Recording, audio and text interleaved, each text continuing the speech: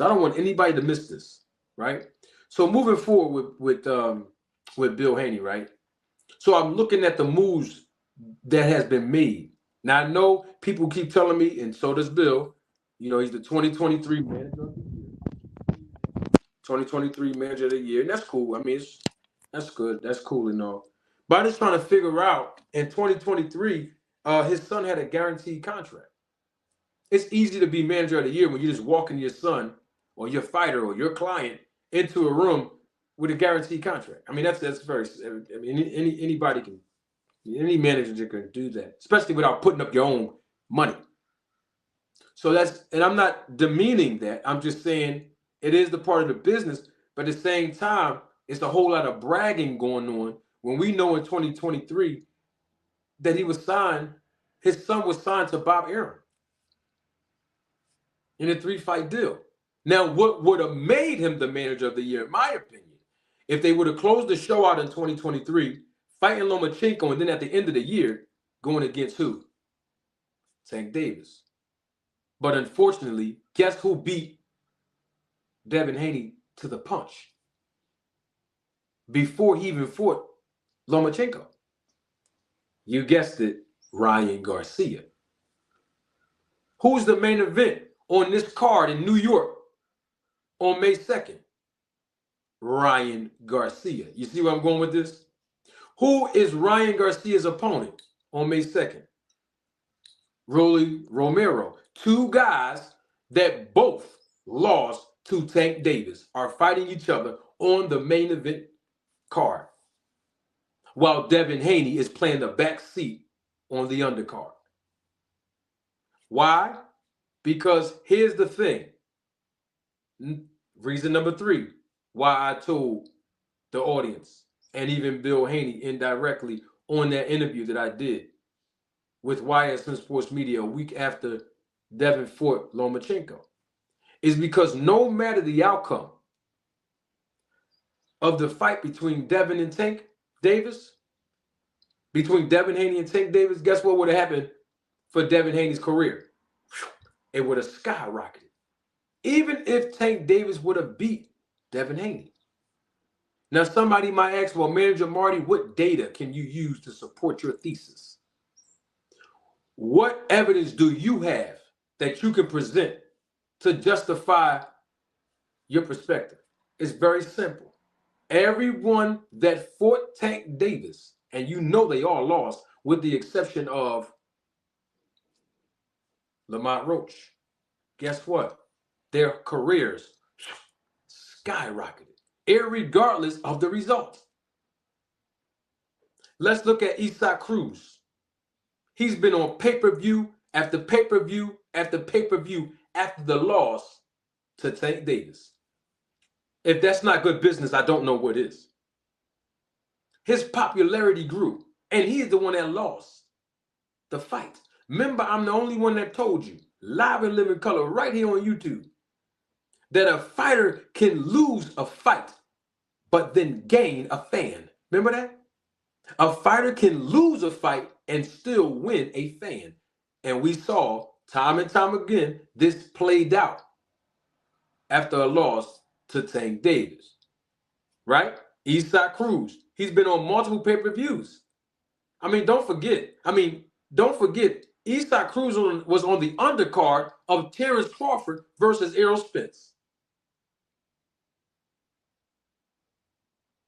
Don't forget, Isaac Cruz was on the undercard for a world title against who? Rolly Romero, a guy, both of them lost to Tank Davis. Thank you, Creole the Traveler. Let me say it. You ain't gonna find this nowhere else. That's why I'm glad y'all here today, okay? And that's what this business is all about. Double salute to my guy. That's my guy right here, man. Day one supporter, Supreme L in the building. Thank you for your contribution and your support. Supreme L just got the air fryer to 375 degrees. And Supreme L says this in the super chat, just coming in to get my fish plate, Professor Marty. Facts on facts on facts. Teach us, Manage the front counter, bro. Hey, I like that. I love when Supreme L come. He always give us double entendres like I do. I like that, Supreme. Yeah, I'm gonna manage the front counter. And you definitely, hey, if you want some sauce on that fish, you let me know. But here's the thing about it. It's very simple. Double salute to Jay Miller. Spent the block. Spent the block. Got the air fryer up 385 degrees. Thank you, Jay Miller. We have to get the air fryer up to 5. I got something special I want to do for y'all. I've located Bill. I've located him. I got something for y'all. We got to get the air fryer up. I got something real nice for y'all. I located him. Okay? Double salute again to my guy, Jay Miller. He's spinning the block with the super chat. Thank you again, Jay. He says in the super chat, you can't burn bridges with folks in the biz and then talk trash about them on the internet and then expect to be blessed. Have your territory. And that was point number 4 that I'm going to get to, Jay Miller. If you stay right there, thank you for that, Jay Miller. Thank you. See, this is what I love about the channel. This is what I love about the Roller Tape Film Crew. Everybody learns here.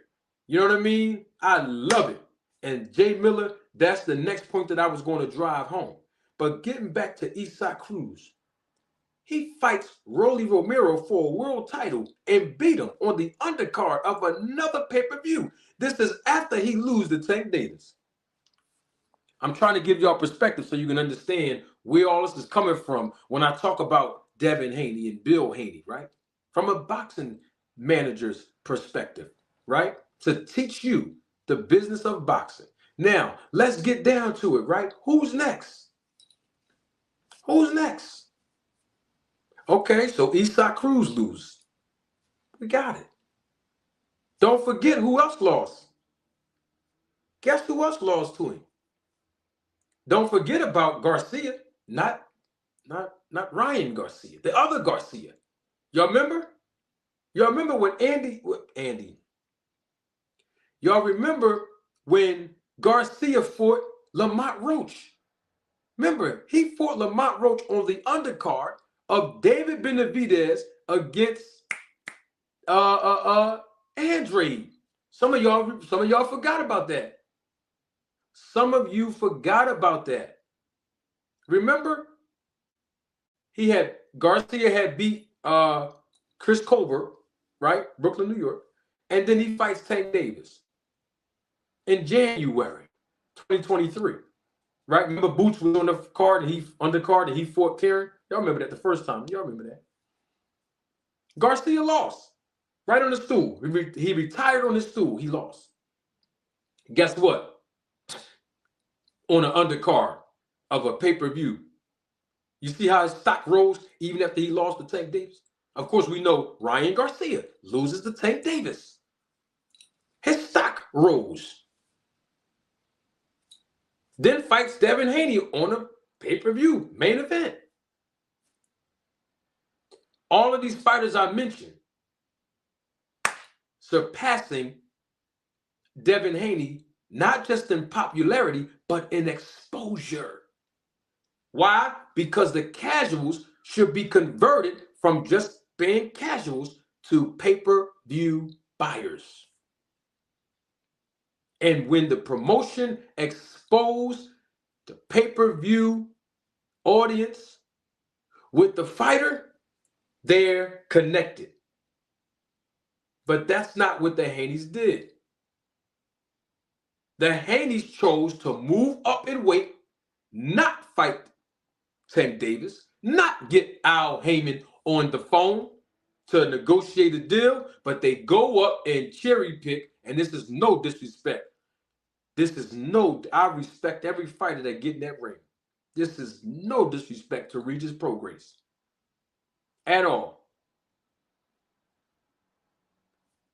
They go up to 140, cherry pick him for the belt, knowing that they was going to come in over the weight limit, 165, right? I'm talking about rehydration. Let's stay. Please stay with me. Thank you, Ty. I was talking about Hector when I say Garcia for y'all. Some of y'all that might not have known that I was referring to Hector Garcia, right? So So now they move up. Devin Haney moves up 140. Go capture a title, which is great. He captures a title. Cool. Fine. But where's the popularity? Where's the pay-per-view exposure? We got Eastside Cruz that done fought 3-4 times on pay-per-view thus far.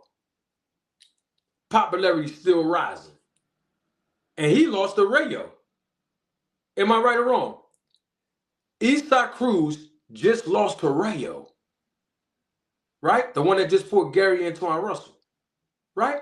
And guess what? He was back on another undercard of a pay-per-view. Right after that loss.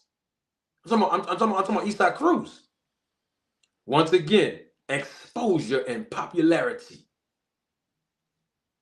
So that's the whole point that I'm bringing up. And then to re-illustrate the point that Jay Miller was talking about, now we got the antics of Bill Haney that's surrounding his son's career with a big cloud over it. With the demeaning of the fighters, disrespecting the legends like a Bernard Hopkins, Floyd Mayweather, Adrian Broner. Right? Calling people names, insulting them. Even insulting me. But that's neither here nor there. I ain't nobody special. But the point that I'm making is we don't see production. We just see and hear a lot of this. Talking. Where's the actions? Because if you really look at what happened, it's really a travesty. I keep telling y'all over and over again. And I'm going to say it because it's as equally as important and is relative to my point. Good representation is priceless in this business. You didn't hear that nowhere else. That's my slogan. Good representation is priceless. I told y'all by the phone booth last year, all Bill Haney has to do is 3 things. Number 1, go in the background, bro. Shh. Go in the background. Shh. Number 2, learn the business of boxing. And then number 3, let Devin Haney get in the front so that the fan base, the pay-per-view audience can connect with his personality. One thing you know about fans in sports, no matter what sports, you can name any sports, doesn't matter. You can name any entertainment industry, doesn't matter. Fans connect with the individual's personality. They connect with the person's personality, the image of that person, right? Whether they are that person in real life or not. The fans of that person connect with the person's personality, right? But how can the person connect with Devin Haney's personality when all we keep seeing and hearing is Bill Haney?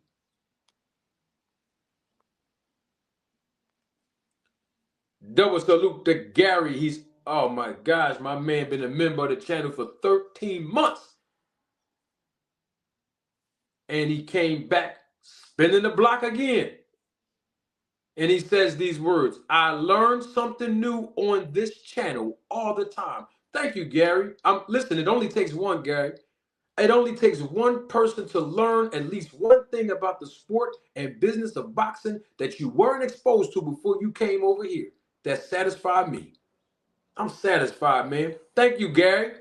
I appreciate you taking the time to learn, man.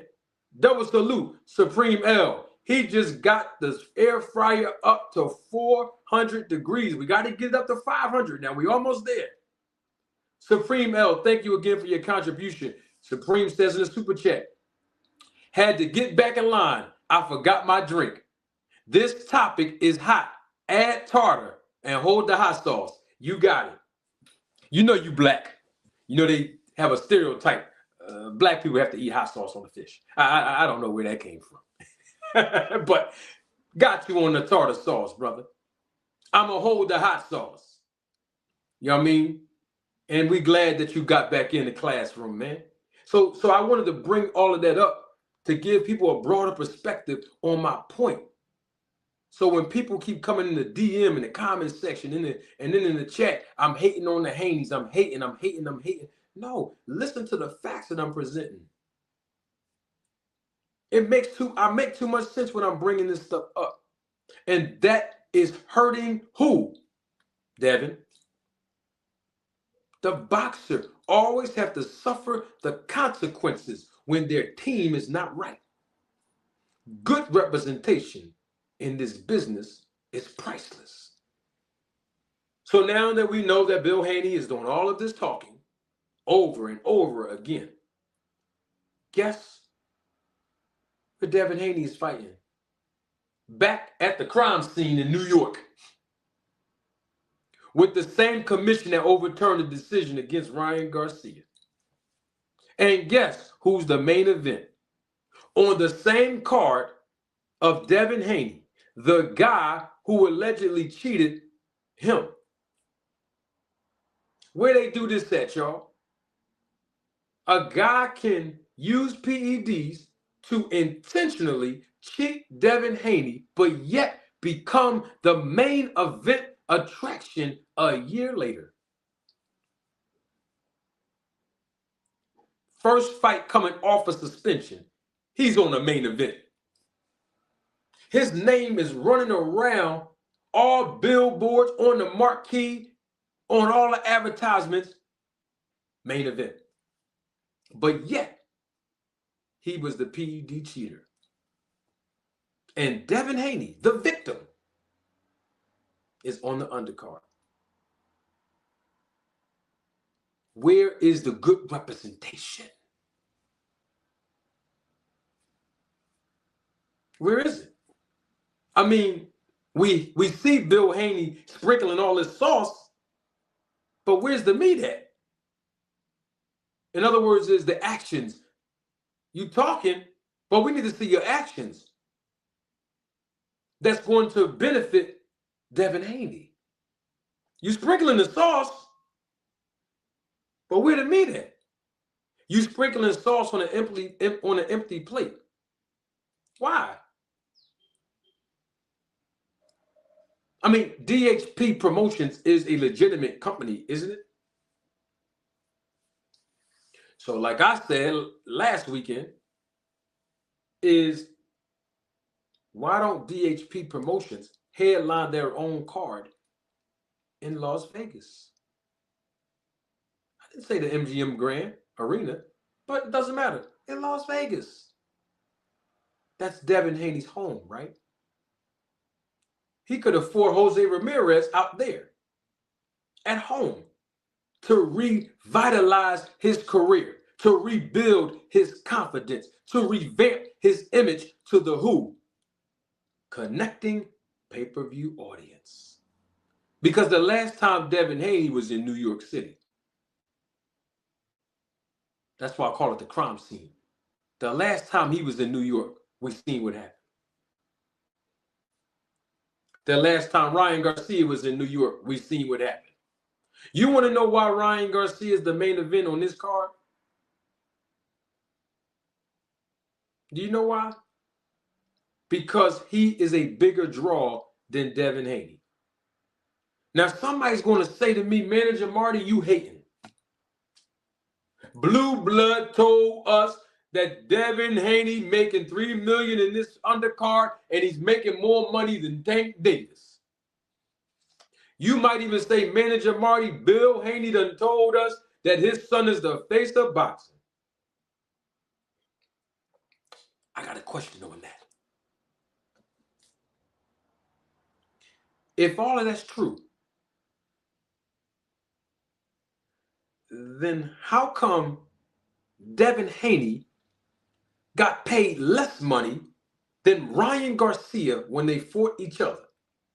Y'all remember that? Listen, don't get mad at me. These are facts. Don't forget there was a split in the percentages. And Devin Haney took less. Devin Haney took less of the percentage. Y'all remember? Y'all saw the documents of the lawsuit, don't you? Don't you remember the lawsuit that was filed by Bill Haney? I'm talking about against Oscar De La Hoya and Golden Boy Promotions. Y'all remember that? The 47% split. Oh, okay. All of was it 46 or 47? Okay, bottom line is he got paid less than Ryan Garcia when they fought. But you want me to believe he's getting paid more than Ryan Garcia to be on the undercard and Ryan Garcia's the main event. Come on, y'all. Stop with the cat. Somebody stop me when I'm lying.